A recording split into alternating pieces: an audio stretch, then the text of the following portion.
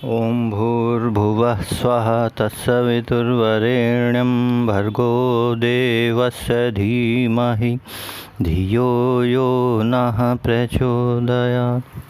मातृसत्ता विशेषांक अखंड ज्योति का सितंबर 2002। आज का पाठ भावपरक विदाई लेकर शांति कुंज आगमन। शांति कुंज के प्रारंभिक दिनों की शुरुआत के कुछ समय पहले ममतामयी माता जी के मातृत्व को बड़ी कठिन परीक्षा से गुजरना पड़ा। परीक्षा के ये पल उफनती उमड़ती विकल विह्वल भावनाओं से घिरे थे। मथुरा छोड़ते समय गुरुदेव ने विदाई समारोह का आयोजन किया था ताकि परिजन उनके तीसरी बार हिमालय जाने से पूर्व मिल सकें। मथुरा छोड़ते समय गुरुदेव ने विदाई समारोह का आयोजन किया था ताकि परिजन उनके तीसरी बार हिमालय जाने से पूर्व मिल सकें, अपने मन की कह सकें और उनकी सुन सकें। यह हिमालय यात्रा पिछली सभी यात्राओं की तुलना में असाधारण थी। इसमें यह निश्चित नहीं था कि गुरुदेव वापस लौटेंगे अथवा अपनी मार्गदर्शक सत्ता की आज्ञा अनुसार वहीं उनके पास रहकर विश्व कल्याण के लिए तप करेंगे। जिन्हें सदा अपना अंग अवयव माना, अपने प्राणों के अनुदान देकर जिन्हें पाला, उनसे विदाई गुरुदेव के लिए हृदय विदारक थी। अपने हृदय की इस व्यथा को वह पिछले साल डेढ़ साल से अखंड ज्योति के पृष्ठों में लिखकर परिजनों को अवगत भी कराते रहे थे। भावमयी माता जी सब कुछ सहकर भी मौन थीं, जबकि उनके हृदय की व्यथा गुरुदेव से असंख्य एवं अनंत गुना गहरी थी। सबसे पहले तो वे माँ थीं जिनके दिल में उमड़ने वाली भावनाएं शायद समुद्र से गहरी और आकाश से भी ज़्यादा व्यापक थीं, जिनका संपूर्ण अस्तित्व करुण कोमल संवेदनाओं का ही घनीभूत पुंज था। उन भावमयी जगदम्बा को इन दोनों एक के बाद एक अनेक भावनात्मक आघात झेलने पड़ रहे थे। सबसे पहले तो उन्हें अपनी कोख से जाई लाडली बेटी शैलबाला की विदाई करनी थी। गायत्री जयंती 3 जून 1971 को हुई यह शादी उनके लिए पुलकन और आंसुओं से भरी थी। पुलकन इसलिए थी क्योंकि वह अपनी बेटी के ससुराल के प्रत्येक सदस्य के गुणों के बारे में सुपरिचित एवं निश्चिंत थी। उन्हें यह भी मालूम था कि उनके जामाता डॉक्टर प्रणव पंड्या एक सुयोग पात्र हैं, उनमें समस्त दैवी संभावनाएं विद्यमान हैं। उनके सानिध्य में उनकी पुत्री सब तरह से सुखी रहेगी, अपने जीवन की पूर्णता प्राप्त करेगी। यह भी उन्हें भली प्रकार पता था, लेकिन साथ ही उन्हें यह भी मालूम था कि उनकी लाडली बेटी जब ससुराल से पहली बार विदा होकर मायके वापस लौटेगी, तब वह उनके स्वागत के लिए यहाँ ना होंगी। तब वह गंगा की गोद और हिमालय की छाया में बनी दिव्य साधना स्थली शांत कुंज में एकांत तप कर रही होंगी। बात केवल बेटी से अलग होने तक सीमित न थी। बात केवल बेटी से अलग होने तक सीमित न थी, विदा उन्हें बेटे और बहू से भी होना था, जिन पर कच्ची उम्र में अखंड ज्योति संस्थान का गुरुतर भार सौंपकर वे जा रही थीं। बेटे सतीश मृत्युंजय शर्मा को उस समय तक काम का कोई खास अनुभव नहीं हुआ था। बहू निर्मल भी अभी घर की सारी बातों पर प्रायः उन्हीं पर निर्भर थी। उनकी अम्मा जी माता जी ही उनके लिए सब कुछ थीं, परंतु माँ को अपने इन बच्चों से अलग होना ही था। विदा तो उन्हें अपनी इस छोटी सी सुपौत्री गुड़िया से भी लेनी थी, जो अभी मुश्किल से 2 साल की हुई थी।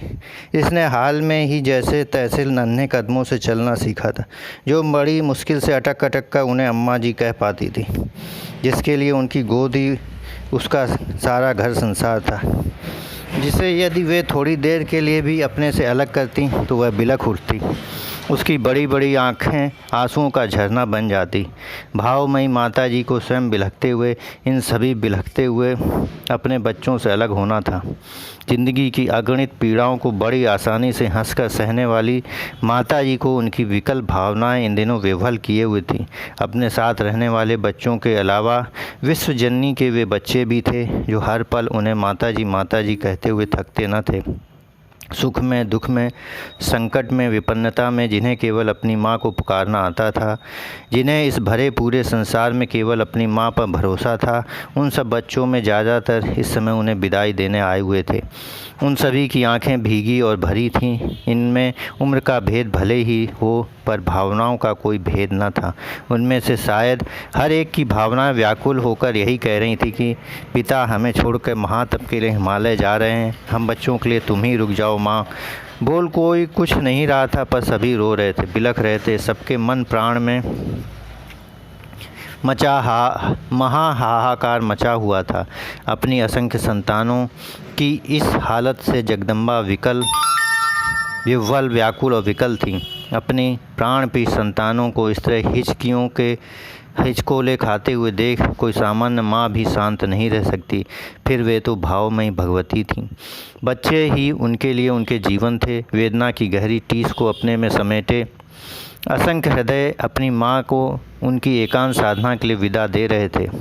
सभी को मालूम था वे हरिद्वार में रहेंगी, बहुत ज़रूरत पड़ने पर उनसे संपर्क हो सकता है, परंतु उस समय हरिद्वार में मथुरा जैसी सुगमता तो न थी। विछोह के इस करुण उद्रेक में एक महाविछोह और भी था। विदाई की इस महाघड़ी में जब सभी विदा दे रहे थे, उन्हें भी अपने आराध्य को विदा देना था। यह ठीक था कि उनकी विदाई मथुरा में न होकर हरिद्वार में शांत कुंज आकर होनी थी। गुरुदेव को सभी से विदा लेकर उनके साथ शांत कुंज तक जाना था। यही हुआ। उमड़ते, छलकते, बिखरते और सर्वव्यापी बनते अश्रुओं के बीच गुरुदेव और माता जी की लाडली सुपुत्री शैली अपने सौभाग्य सिंदूर डॉक्टर प्रणव पंड्या उन ससुराल के सदस्यों के साथ विदा हुई। अपनी उमड़ती हुई व्याकुलता के महातूफान के बवंडर भरे चक्रवात के साथ एक एक कर सारे परिजन भी विदा हुए। गायत्री तपोभूमि के कार्यकर्ताओं को तो पंडित लीलापत शर्मा के मार्गदर्शन में वहीं रहकर कर्तव्य साधना करनी थी। उनकी भावनाएं कितनी भी छटपटाई हों, पर मर्यादा प्रभु श्री राम एवं माता भगवती के साथ चलने की इजाज़त नहीं दे रही थी। प्रभु का अनुशासन सिरोधार्य करके वे सब वहीं कर्मनिरत हो गए। गुरुदेव के साथ ममतामयी माँ ने शांत कुंज के लिए प्रस्थान किया। साथ में वर्षों की तप साधना से सिद्ध अखंड दीपक को संभाले हुए 2-3 कार्यकर्ता थे। ये यात्रा भी समाप्त हुई। शांत कुंज में गुरुदेव कुछ दिन रहे भी, पर आखिर में माता जी को उन्हें तप के लिए हिमालय की ओर विदा करना ही था। घर परिवार के सदस्य, स्वजन, परिजन एक एक करके नहीं, एक साथ सब छूटे और जिनके एक इंगित से सभी को बिना पल की देर लगाए सब कुछ छोड़ दिया, आज वही उनको छोड़कर सुदूर हिमालय की गहनताओं में तप करने के लिए जा रहे थे। यह विछोह बड़ा करुण था। विदाई के ये पल बड़े ही वेदनामय थे, पर इस करुण वेदना को हर हाल में सहना ही था। विश्व हित में अपने आराध्य की विदाई के इस महाविष को शांत भाव से पी जाने के अलावा और कोई चारा न था। एक दिन प्रातः गुरुदेव हिमालय चले गए। जिस समय वह गए उस समय माता जी को छोड़कर प्रायः सभी लोग सोए हुए थे। जगने पर माता जी ने सबको संभाला, दिलासा दी, सांत्वना दी। माता जी की आश्वस्ति पाकर सब अपने अपने घर चले गए। केवल वही 2-3 लोग बचे जिन्हें विश्वजननी माता जी के साथ रहकर उनकी सेवा का सौभाग्य मिला था। उन्हीं के साथ माता जी अपने आराध्य का चिंतन करते हुए शांत कुंज में अपने प्रारंभिक दिनों को गुजारने लगी। उस समय का शांत कुंज आज की तरह विस्तृत व्यापक न था। बस यही 2-3 कमरे बने थे जहाँ आज अखंड दीप स्थापित है। पानी के लिए एक कुआं था, एक गाय थी जिसके घी से परम पूज्य गुरुदेव की साधना से सिद्ध ज्योति दृश्य और अदृश्य को प्रकाशित करती थी। शांत कुंज का समूचा वातावरण पुराणों में वर्णित प्राचीन तपस्वी ऋषियों के आश्रम की भांति था। तब यहाँ किसी का आना जाना प्रायः नहीं ही होता था। बस माँ की साधना ही यहाँ की समस्त गतिविधियों का केंद्र थी। उनकी इस साधना से ही समूचे गायत्री परिवार को प्राण व प्रकाश मिलता था। अखंड ज्योति, सितंबर 2002। ओम शांति शांति शांति।